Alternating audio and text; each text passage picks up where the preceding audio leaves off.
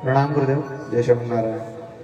उपस्थित श्रोताओं के बीच में से ही 2 दिन पहले एक प्रश्न आया था कि आपकी कथा में भीड़ बहुत कम आती है और उसका कारण भी वही बताए हैं कि आप संतों की और व्यासपीठ पे बैठे कुछ व्यासों की निंदा करते हैं। उन्होंने नाम लिया है एक विशेष रूप से असाधारण गुरु रामभद्राचार्य, हाँ, और दूसरे श्योर वाले प्रदीप मिश्रा। प्रदीप मिश्रा, ठीक है। तो इस बारे में आप बताएं कि ऐसे तो हम क्या भी संत हैं और क्या भी व्यास हैं जो उनकी निंदा करते हैं, तो निंदा होती है उनकी। देखिए, पहली बात कि इस विषय पर तो हम बोल ही चुके हैं प्रकरण के अनुसार ही, जो सूत जी और बलराम जी का प्रसंग था। पहले असाधारण जी की बात करते हैं। ऐसे भी असाधारण है, लेकिन बस अभी घोषणा नहीं किया। कलयुग में साधारण तो पैदा होता नहीं। अब तो लोग जन्मदिन नहीं मनाते, अवतरण दिवस मनाते हैं। भगवान की भले जन्माष्टमी बन जाए, लेकिन मनुष्यों का तो अवतरण दिवस बन रहा है। तो इस पीढ़ी को संत और असंत की पहचान क्या रहेगी, जिसको सामान्य शब्दों की परिभाषा का बोध नहीं है।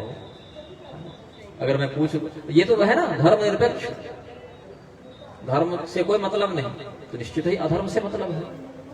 अगर धर्म से कोई मतलब नहीं, कर्तव्य से कोई मतलब नहीं, तो अकर्तव्य पर आता है, कर्तव्य विमुखता है। अस्तु, स्वामी रामभद्राचार्य के समर्थक जो भी ऐसा कह रहे होंगे, उन्होंने स्वामी रामभद्राचार्य के कितने प्रवचनों को सुना है शास्त्र बुद्धि से, या उनके कितने ग्रंथों को पढ़ा है शास्त्र बुद्धि से। स्वामी रामभद्राचार्य ने अपने भाष्य में लिखा है,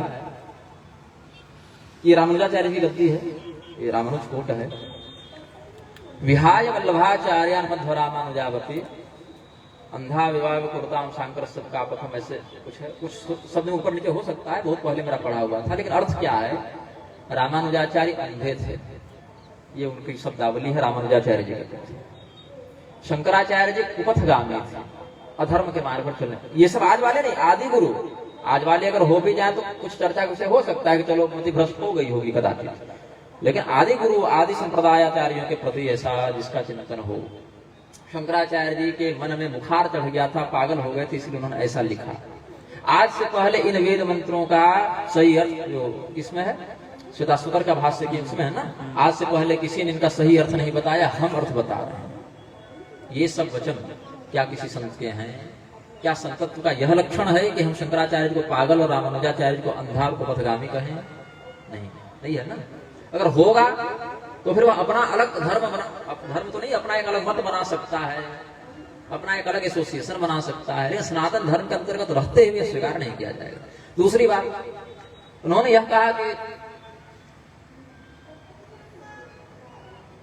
श्रीमद् भागवत में मिलावट है, वाल्मीकि रामायण में मिलावट है, हनुमान चालीसा में मिलावट है, पद्म पुराण में मिलावट है। अच्छा, ये भी कह दिया उन्होंने। उनके विषय में बहुत कुछ बातें व्हाट्सएप फेसबुक से अधिक प्रचारित है। जैसे उदाहरण स्वरूप राम जन्मभूमि में उन्होंने भगवान श्री रामचंद्र जी के जन्मभूमि को सिद्ध करने में बहुत बड़ी भूमिका निभाई। लोग जानते हैं, इस बात को प्रसिद्ध बात है। लेकिन कितने लोगों ने उस कोर्ट का पेपर निकलवाया और पूरी बहस पढ़ी, आखिर वहां क्या बात हुई? नहीं। फेसबुक पर एक लेख आता है कि भारत ऐसे संतों की भूमि है जहां नेत्रहीन होने के बाद भी उन्होंने प्रमाण दिया और अदालत ने स्वीकार किया। लेकिन आपने क्या कोर्ट पेपर की जांच की कि क्या बहस लड़ी गई, क्या प्रमाण दिया कि नहीं? जस्टिस कौन अग्रवाल है? सुधीर अग्रवाल है संभवतः। हाँ, वो एशिया के ऐसे न्यायाधीश हैं जो कि 1,40,000 मुकदमों में निर्णय दिए उनकी बेंच में, जिसमें बहुत महत्वपूर्ण मुद्दे हैं। राम जन्मभूमि का मुद्दा उनमें से एक है, और मेरे पास उनका रिकॉर्डेड वीडियो उपलब्ध है जिसमें वो कह रहे हैं कि सब बकवास बात है। रामभद्राचार्य ने केवल कुछ कविताएं प्रस्तुत की थी जिनको भी हमने रिजेक्ट किया। ये उनका ऑन रिकॉर्ड बयान है जो मेरे पास वीडियो ग्रुप में भी उपलब्ध है। तो अदालत वाले तो ये कह रहे हैं, आपको चेहरे प्रचारित कर रहे हैं जो कि हमारे गुरु जी ने किया। और गुरु जी क्या कहना है मंच से कि मैं पुराणों का प्रमाण ही नहीं मानता हूं, मैं स्रोत प्रमाण मानता हूं, मतलब केवल वेद में लिखी बात मैं मानता हूं, पुराण में लिखी बात मैं प्रामाणिक ही नहीं मानता।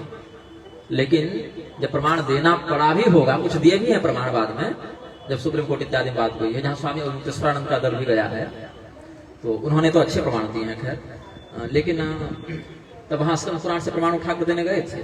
आप अदालत में जाते हैं अपना नाम करवाने के लिए, तो वहां पर आपको पुराण प्रमाण दिखने लग जाते हैं। उन्हीं पुराणों से आपके मत को जब हम असत्य सिद्ध करते हैं तो कहते हैं मैं पुराणों प्रमाण नहीं मानता। लेकिन जीवन भर कथा कहे हैं पुराणिक, कमाई खाए हैं पुराण की, दक्षिणा ये पुराण के नाम पर, कहीं ऋग्वेद की, यजुर्वेद की, सामवेद की भी वो व्यासपीठ से व्याख्या की और दक्षिणा ली, ऐसी तो बात नहीं है। तो जनता को जब सुनाना है, जनता से पैसा लेना है, जनता के ऊपर विद्वता का प्रभाव झाड़ना है, तो पुराण पढ़ेंगे, भागवत कथा कहेंगे, रामायण कहेंगे। लेकिन जब हमारे माध्यम से पुराणों से प्रमाण दिए जाएंगे तो कह देंगे नहीं, मैं केवल वेद का प्रमाण मानता हूं। तो हमने वेद से भी उनको प्रमाण देकर निरस्त किया है।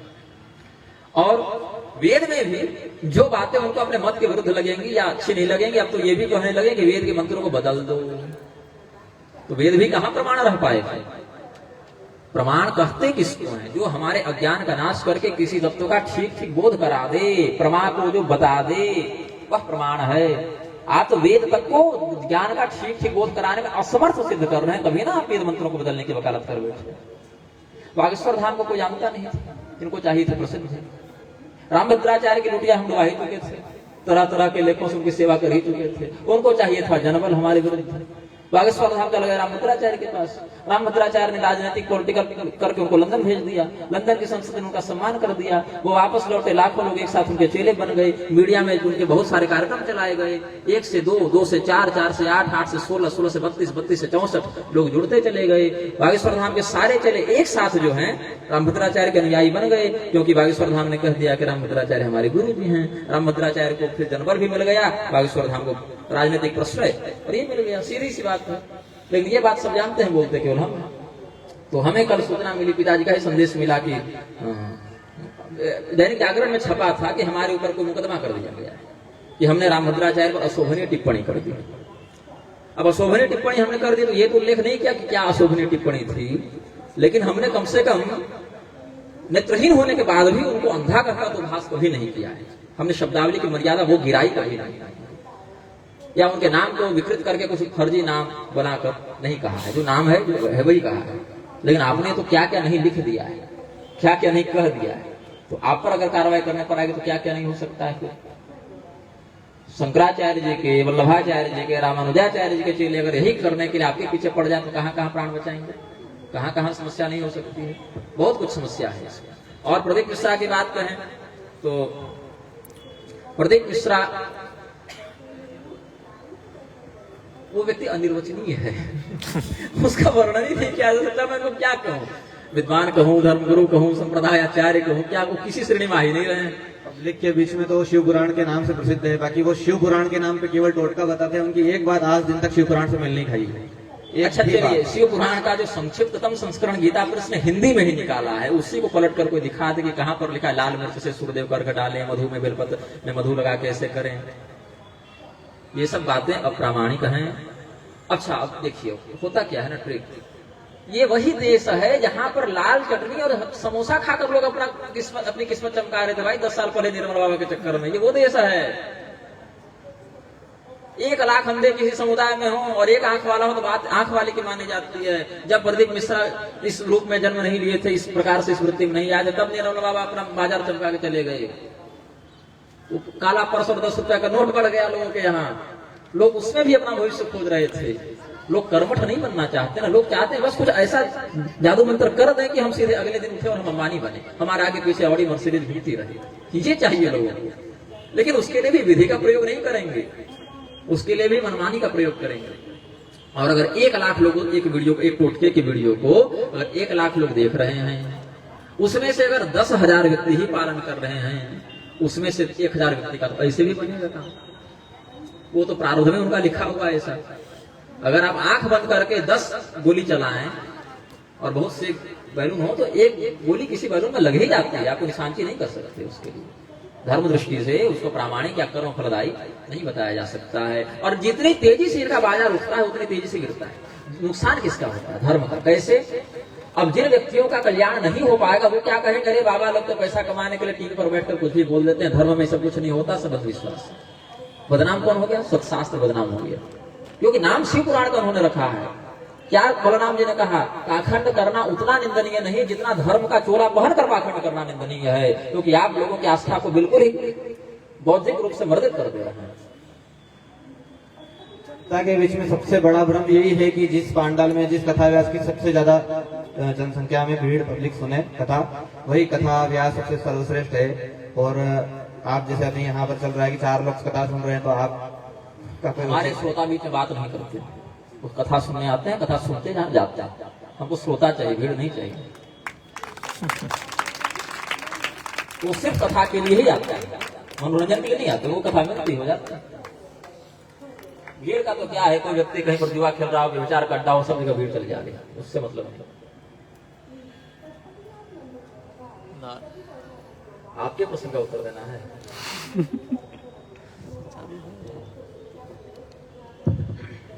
नारायण नारायण नारायण। गो गुरुत्वाम अभिवादयामि, गो आचार्यस्त्वाम अभिवादयामि। आचार्य जी गीता के 17वें अध्याय में जहाँ पे गुणत्रय विभाग बताया है, वहाँ पे श्रद्धा का विभाग तो कर दिया कि देवों, यक्ष, राक्षसों और भूत प्रेत गणों रण्यों का यजन जो करते हैं, क्रमशः सत्व रजस तमस उनकी श्रद्धा होती है। हाँ, और आहार विहार आचार पद्धति ये सब का भी जहाँ पे किया गया है विभाग, तो उसके अनुसार यदि वर्तमान के मनुष्यों को हम देखेंगे तो देवताओं की दृष्टि से तो वही राम जी, कृष्ण जी, शिव जी आदि को यजन करते हैं, और आहार विहार आदि की दृष्टि से वो परम तामसिक भी उनको देख करके शर्मा जाएगा अन्य युगों का, ऐसा आचार पद्धति उनकी अपनाई हुई है। तो क्या समझना चाहिए कि वास्तविक श्रद्धा जो उनके हृदय की है वो उन देवताओं में है या कहीं और किसी और तत्व में वो उनकी चल रही है? क्योंकि लोग यही सोचते हैं ना कि उनकी श्रद्धा तो राम जी को पूज रहे हैं, अपने आप को राम भक्त घोषित किए हुए हैं, उनके जो बाबा लोग हैं वो भी राम भक्त चल रहे हैं, एकदम सीताराम के नाम पर सब कुछ चल रहा है, श्रीमन नारायण के नाम पर या दुर्गा जी के नाम पर चल रहा है, तो फिर भी जो मूल तत्व है वो धर्म का प्राप्त नहीं कर पा रहे हैं। तो ऐसे लोगों को हम कैसे उस तत्व को समझाएंगे कि आपकी कहाँ पे गलती है, आपकी निष्ठा कहाँ पे डगमगाई हुई है, किसी और तत्व में निष्ठा आपकी कैसे है? नारायण नारायण। धर्म के प्रति निष्ठा के लिए एक पहले इस बात को ध्यान देना चाहिए, आचार प्रभो धर्मो धर्मस्य प्रभुरच्युत है। धर्म जो है वो आचरण प्रधान है, सदाचार प्रधान है, तब ऐसे सदाचार प्रधान धर्म के स्वामी भगवान नारायण हो जाते हैं। आचार प्रभो धर्मो धर्मस्य प्रभुरच्युत है। अब आचार भी अलग अलग काल, अलग अलग कर्ता के भेद से कुछ बदलते रहते हैं, और जिस व्यक्ति के लिए, जिस समय में, जिस कर्ता के लिए, जिस काल और द्रव्य के माध्यम से जिस कर्तव्य का निरूपण किया गया है, अगर वह कर्ता उस काल या द्रव्य का विनियोग उस कर्तव्य में न कर रहा है तो उसके अभिष्ट फल को प्राप्त नहीं कर सकता है। इसीलिए कहा स्वे स्वे कर्मणि भृतः संसिद्धिं लभते नरः, अथवा स्वकर्मणात्मभ्यर्च्य सिद्धिं विन्दति मानवः, ऐसा कहा। तो हर व्यक्ति चाहे जिस भी वर्ण में हो, जिस भी लिंग में हो, अगर सदाचार परक स्ववर्णाश्रमोचित कर्तव्य का पालन किए बिना किसी देवता के प्रति, पालन छोड़िए उपेक्षा करके अपितु अगर बताया भी जाए तो व्यक्ति उस पर श्रद्धावान नहीं होता है, उस पर आस्थान्वित नहीं होता है, तो उस स्थिति में वह देवता जब देखते हैं कि यह लोभ के चक्कर में हमारी ये घंटी आरती तो कर रहा है, लेकिन जो मूल तत्व है उसको छोड़ दिया है, जड़ में पानी देना चाहिए, ये पत्तों में केवल पानी दे रहा है, तो कुछ समय के लिए आंशिक रूप से पत्तों में कुछ नमी देखने को मिल सकती है, लेकिन मूल रूप से वो पत्ता सूखता ही रहता है, उसकी प्राण शक्ति की हानि होती रहती है। तो ऐसे व्यक्ति जो सदाचार परायण न होकर वर्णाश्रमोचित कर्तव्य की उपेक्षा करके केवल लोक वासना की तृप्ति को प्रधान मानते हुए देवताओं की आराधना इस आशा में कर लेते हैं कि ट्राई करके देखते हैं। इतने लोग कहते हैं राम जी की पूजा करो, इतने कथावाचक कह रहे हैं शिव जी को जल चढ़ाओ, चलो हम भी ट्राई करके देखते हैं, हमको भी ये काम नहीं बन रहा है। उस काम को प्रधानता में रखते हुए ट्राई करने के चक्कर में, एक्सपेरिमेंट करने के चक्कर में, अनुसंधान करने के चक्कर में उस देवता को वैकल्पिक दृष्टि से पूजित करते हैं, अनन्य समर्पण के साथ नहीं करते। इसीलिए बहुत से ऐसे व्यक्ति जो भगवान के बड़े भक्तों के रूप में या ज्ञानियों के रूप में या तपस्वियों के रूप में भी संसार में प्रचलित हैं, वो धर्म का पारमार्थिक लाभ स्वतः भी अपने जीवन में स्पष्टता दिखा नहीं पा रहे। इसको और विस्तार करें, जैसी इच्छा है। अन्यथा जो व्यक्ति देव प्रधान कर्म करता है, दो प्रकार के कर्म है ना, इस दृष्टि से विचार करें, एक तो देव प्रधान कर्म है और दूसरा है अर्थ प्रधान कर्म। वहां उस अर्थ को जो भी देवता प्रदान कर दे वही हमारे लिए आराध्य हो जाएगा, ऐसा भी हो सकता है। और इसके चक्कर में लोग देवता ही बदलते रहते हैं, संप्रदाय ही बदलते रहते हैं, गुरु ही बदलते रहते हैं। गुरु ये नहीं दे रहे हैं, चलो उनके पास जाते हैं, वहां भी ट्रेंडिंग अधिक चल रही है, उनके पास चले गए, वो भी काम के न निकले, अपना ही घड़ा फूटा है तो कोई कैसे पानी भर दे, वहां भी न मिले, बोले इनका मोटर ही खराब है, किसी और के पास जाते हैं। तो देवताओं का परित्याग या पुनश्चयन करते रहना, या गुरुओं के परंपराओं के परित्याग के साथ पुनश्चयन करते रहना, जो अपरिपक्वता का लक्षण है, वही उस व्यक्ति की निष्ठा के विखंडन का कारण बन जाता है। और अगर देव प्रधान होकर कर्म करे, जैसे सुदामा जी ने किया, जैसे सुखदेव जी ने किया, जैसे और भी सबरी जी इत्यादि ने किया, तो उसमें उस देवता के माध्यम से उसको तत्काल भी और अगर कार्य का गौरव कुछ और है, कर्म प्रारब्ध का कुछ और उत्प्रेरण है, तो उसके माध्यम से समयानुसार उसको अभिष्ट फल की असंदिग्ध सिद्धि हो जाती है। लेकिन उसके लिए देव प्रधान साधना होनी चाहिए। देव प्रधान साधना होने पर ही वह साधना सात्विक राजस तामस इस कोटि में देवता के अनुसार विभाजित होगी। और अर्थ प्रधान साधना हो जाएगी तो अर्थ तो स्वतंत्र में फलदायी है नहीं, उस यजन का जो फलदायक है वो तो देव शक्तियां हैं। उस देव शक्ति में जब कर्ता की प्रधानता ही नहीं है तो वो याजक को अभिष्ट संसिद्धि अर्थ प्राप्ति कराएगा कैसे? ये हमारा और कोई प्रश्न नहीं। हो गया? प्रणाम गुरु जी, नारायण। जय श्री नारायण। गुरु जी, एक साधारण सा प्रश्न है। कई लोग कुछ बोलते हैं, कोई कुछ बोलते हैं, लेकिन मैं आपके मुखारबिंद से सुनना चाहता हूँ कि जैसे अपने घर के अंदर जो मंदिर होता है, देवता के साथ में अपने पितरों का फोटो रखना चाहिए कि नहीं?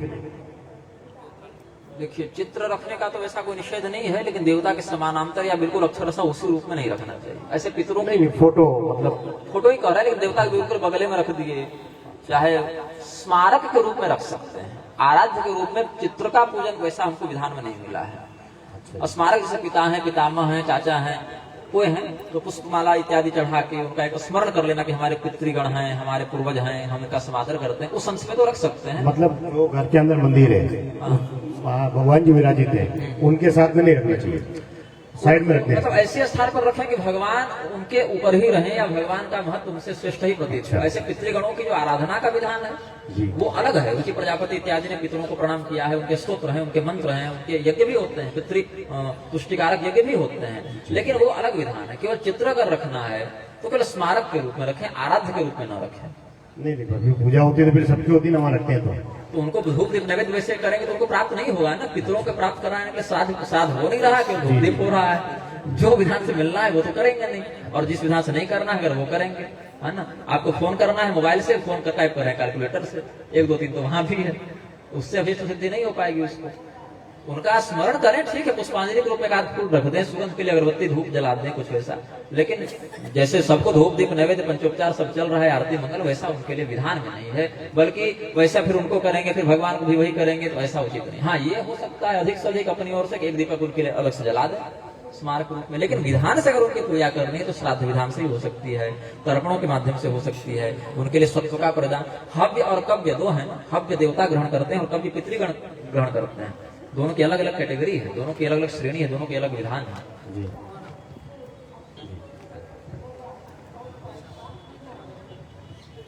परम पूज्य सादर वंदन प्रणाम। नारायण।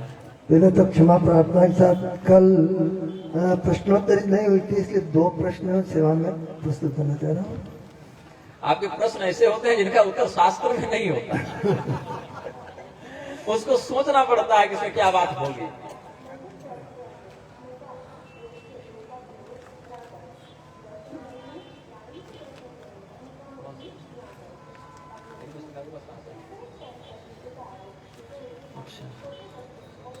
हाँ, ये आचार्य जी का निर्देश है कि हमारे बहुत से पुस्तक इनके पास हैं, ऐसा ये बता रहे हैं। तो उन पुस्तकों में बहुत से धार्मिक विषयों का समाधान हमने अपनी बुद्धि से किया है, जो शास्त्र प्रमाण हमारे पास उपलब्ध थे उनका आश्रय लेकर। तो उन पुस्तकों का क्रय इनके माध्यम से आप कर सकते हैं। हालांकि ये बात ये कहते तो ज्यादा उचित रहती, लेकिन ये चाहते हैं कि हम कहें तो हमने कह दिया। शास्त्र जिज्ञासा, और जिसके पास धन न हो वो निःशुल्क PDF डाउनलोड करके पढ़ सकता है। इसके लिए भी मेरी सभी पुस्तकें पहले PDF के रूप में ही निःशुल्क आती हैं, और ऐसे कोई घर में रखना चाहे तो प्रकाशित होती है। बस प्रश्न पूछिए। 24 अवतार में भगवान विष्णु के अवतार माने गए हैं, हाँ, परंतु रामचरितमानस और भी संदर्भ में हाँ, जहाँ आता है, जैसे वाल्मीकि जी कहते हैं कि विधि हरि हर शंभु नचावनी हारे, हाँ, ये नहीं जानने मतलब तो भगवान राम ये विष्णु का अवतार है, तो ये किसका अवतार है? ये जिस विषय पर आप बात कर रहे हैं उसी पर तो सारा झगड़ा चल रहा है फिर रामानंद संप्रदाय और रामानुज संप्रदाय के बीच। इस पर मैं पूरी पुस्तक लिखने की तैयारी करके बैठा हूँ, परत्व श्री राम परत्व से विष्णु परत्व इत्यादि पर। लेकिन कम में समझाऊंगा तो समझ में नहीं आएगी बात, अधिक में समझाऊंगा तो विषय खिंच जाएगा। इस पर हमने एक वक्तव्य भी जारी किया था। स्वामी रामभद्राचार्य का मानना है कि राम जी विष्णु भगवान के अवतार नहीं है, विष्णु भगवान राम जी के अंतर्गत आता है। और स्वामी जी लोग का मानना है रामानुज संप्रदाय में कि विष्णु भगवान परत्व में आते हैं और राम जी इत्यादि उनके अवतार हैं। अब इसमें क्या है, उपासना भेद का अंतर मात्र है। पुंडरीकाक्षाचार्य वेदांती जी ने कहा था ना, जिसकी बारात है उसी दूल्हे के गीत गाए जाएंगे, चाहे बारात में कोई भी चल जाए, लेकिन जिसकी शादी है, जिसका विवाह है, प्रधानता उसको दी जाएगी। भगवान के जिस भी स्वरूप को, श्री कृष्ण पुरुषोत्तम सिद्धांतोपनिषद का आप आश्रय लेंगे तो वहां वह कहते हैं भगवान विष्णु के उपासक तो कृष्ण भगवान के रहस्य को जान भी नहीं पाते, क्योंकि भगवान कृष्ण इतने ऊपर के विषय हैं। और यहाँ पर अभी भूमा पुरुष का हमने प्रकरण बताया, तो यहाँ भगवान कृष्ण भूमा पुरुष के सामने हाथ जोड़कर खड़े हैं, है ना। और भगवान श्री रामचंद्र जी रामेश्वरम में शिव जी की स्थापना करके प्रणाम किए हैं, और वही शिव जी बाणासुर प्रसंग में कृष्ण भगवान से हार गए हैं, और वही कृष्ण भक्त कृष्णदास आचार्य जो हैं वो आनंद रामायण के अनुसार भगवान राम जी के भक्तों से शास्त्रार्थ में हार गए। तो किसको बड़ा कहिएगा और किसको छोटा कहिएगा। भाव बस इतना है, जिस भी भक्त का मन भगवान के जिस भी रूप में लग गया उसके लिए वह प्रधान हो जाता है, परतत्व हो जाता है, और शेष अवतार, शेष स्वरूप, शेष नाम, शेष गुण उनके नीचे हो जाते हैं। यहाँ पर श्री रामचंद्र जी की विशिष्टता का व्याख्यान हो रहा है, वहां वही श्री रामचंद्र जी के अन्य स्वरूप, जैसे कल हम सफेद धोती पहन के बैठे थे, आज लाल धोती पहन के बैठे हैं, लेकिन हमारे अंदर अंतर नहीं आया। भगवान श्री रामचंद्र जी के रूप में अगर वह परमात्मा 2 हाथ लेकर धनुष बाण लेकर आ रहे हैं तो भी वही कहलाएंगे, और 4 हाथ लेकर शंख चक्र लेकर गदा पद्म लेकर आ रहे हैं तो भी वही कहलाएंगे। तो यज्ञ विष्णु सनातन इत्यादि वचनों से वाल्मीकि रामायण में भगवान विष्णु को ही श्री राम बताया गया है। विष्णु, अच्छा, जितने लोग श्री रामचंद्र जी को विष्णु से छोटा या बड़ा बताते हैं वो ये बात ध्यान में क्यों नहीं रखते कि जब प्रार्थना करने देवता लोग गए तो किससे कहें कि आप अवतार लेकर आइए, अभी तो उसी में है ना, रामचरितमानस में है ना। कहाँ गए थे ये सब प्रार्थना करने, जिसके पास गए वो देवता कौन है, किस रूप में वर्णित है। मनु शत्रुपा इत्यादि ने तपस्या की, वहां भी कहते हैं भगवान इस रूप में आए तभी वरदान मांगे, क्यों, वहां उनकी अनन्यता सिद्ध है। उस रूप के अतिरिक्त अन्य रूपों में वह भगवान को देखना ही नहीं चाहते, इसलिए कहते हैं उस रूप में आइएगा तो आपसे वरदान मांगेंगे। जिस भी रूप में भक्त की निष्ठा होती है भगवान उसी रूप को प्रदान कर देते हैं, शेष को कहते हैं सब हमारे ही अंश हैं।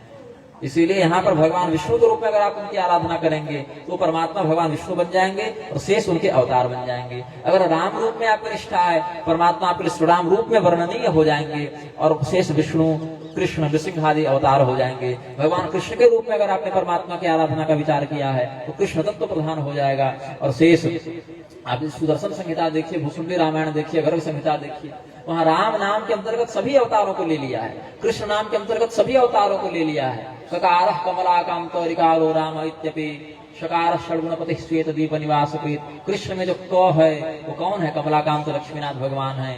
री है तो रिकार कौन है, क में री लगाए तो क्री बना ना कृष्ण में, तो रिकार कौन है, रिकारो राम इत्यपि, वहां भी राम जी है। तो एक एक नाम में सभी देवताओं का तत्व विनियोजित होता है।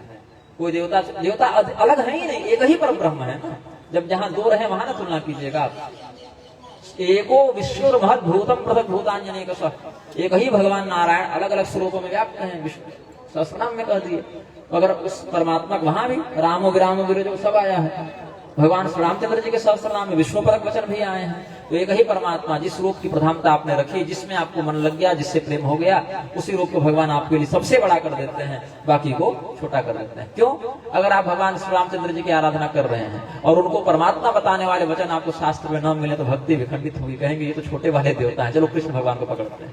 कृष्ण भगवान में अगर आपका प्रेम हो और शिव जी के और उनकी स्तुति का अगर विशेष वर्णन न हो, शिव जी का ही केवल वर्णन हो, तो कहेंगे शिव जी अच्छा देवता है, उनको पकड़ लेते हैं। और अगर केवल शिव जी का ही वर्णन हो और शेष देवताओं को नीचे बताया जाए तो इसीलिए फिर आपको शिव भक्ति, शिव जी को नीचे बताया जाए, इनका वर्णन हो, शिव भक्ति विखंडित हो जाए। तो प्रत्येक देवता को सर्वश्रेष्ठ अथवा प्रत्येक देवता को किसी का अंश, दोनों रूपों में शास्त्र ने बताया है। उसमें जो देवता आपके इष्ट है उनको सर्वश्रेष्ठ मानना है और बाकी देवताओं को उन्हीं के अंश के रूप में स्वीकार करके पूजा करनी है। जैसे जब आप भोजन करते हैं तो आपके पैरों का प्राधान्य नहीं रहता, तब आपके मुख का प्राधान्य हो जाता है। जब आप देखते हैं तो मुख का प्राधान्य नहीं रहता, तब आपके नेत्रों का प्राधान्य हो जाता है। जब आप सुनते हैं तो नेत्रों का भी प्राधान्य नहीं होता, कान का प्राधान्य हो जाता है। तो कौन सा अंग छोटा है, कौन सा बड़ा है? वो तो क्रिया के कारण स्वरूप भेद हो जाता है, उपाधि भेद हो जाता है, नाम भेद हो जाता है।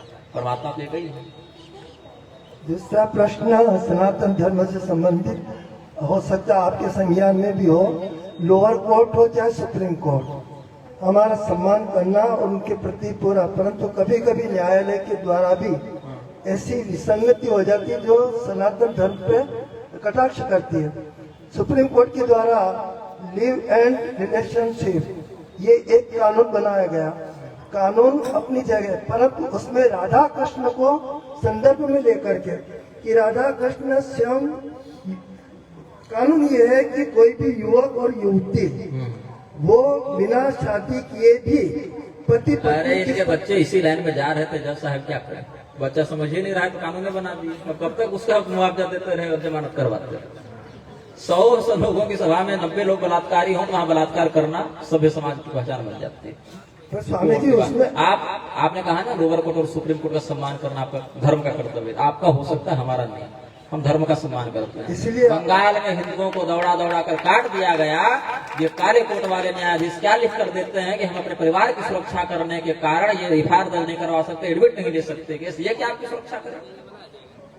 सुप्रीम कोर्ट ने सबसे बड़ी विसंगति ये सुप्रीम करी कोर्ट है, 70 साल पहले बड़ी संस्था है, पता नहीं कितने साल चलेगी कि नहीं चलेगी। उन्होंने राधा कृष्ण को माध्यम बनाया कि राधा कृष्ण भी इस प्रकार से रहे थे, जबकि राधा 8 वर्ष की और कृष्ण 6 वर्ष के। और भांडीर वन में गर्ग संहिता का एक प्रसंग है, गर्ग संहिता में भांडीर वन में ब्रह्मा जी ने आकर के दिन भर भगवान कृष्ण और राधा की शादी करवाई है। और जबकि वो बाल्य अवस्था में, फिर सुप्रीम कोर्ट ने कैसे उनको योग युक्ति मान लिया और संत समाज के द्वारा पुनर्याचिका अभी तक इस संबंध में उसको डिलीट करने के लिए ऐसा कहीं पढ़ने सुनने में नहीं आया। संत समाज को लगा हुआ इस बात को कहने में कि धर्म और संविधान हम भैया धर्म पकड़ेंगे, क्योंकि ऐसा कहने सरकार नहीं होती। और हमने क्या किया था, हमने जब देखा कि प्रशांत भूषण को सुप्रीम कोर्ट ने कहा कि हमारी अवमानना की हो, 1 रुपया का सिक्का तुम दो ना, दिया था ना प्रशांत भूषण ने, हमने 2 रुपये का सिक्का लगा कर दिया और 14 पेज का पत्र भी, और यह भी लिखा था कि जितनी आपकी औकात है उससे कहीं आपका अधिक सम्मान करने वाला एक सामान्य हिंदू। बहुत बहुत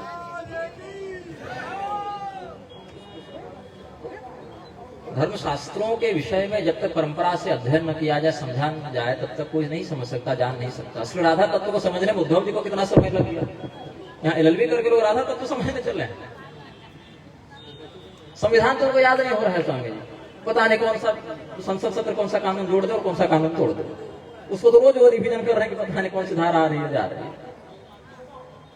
जिस अंश में समाज के उत्थान में, कल्याण में निर्णय दिए जा रहे हैं उस अंश में सम्मान कर सकते हैं, लेकिन धर्म शास्त्रों की अनर्गल व्याख्या करेंगे तो फिर देवता भी उस अंश में समादरणीय नहीं होते, उनको भी दंड दिया जाता है।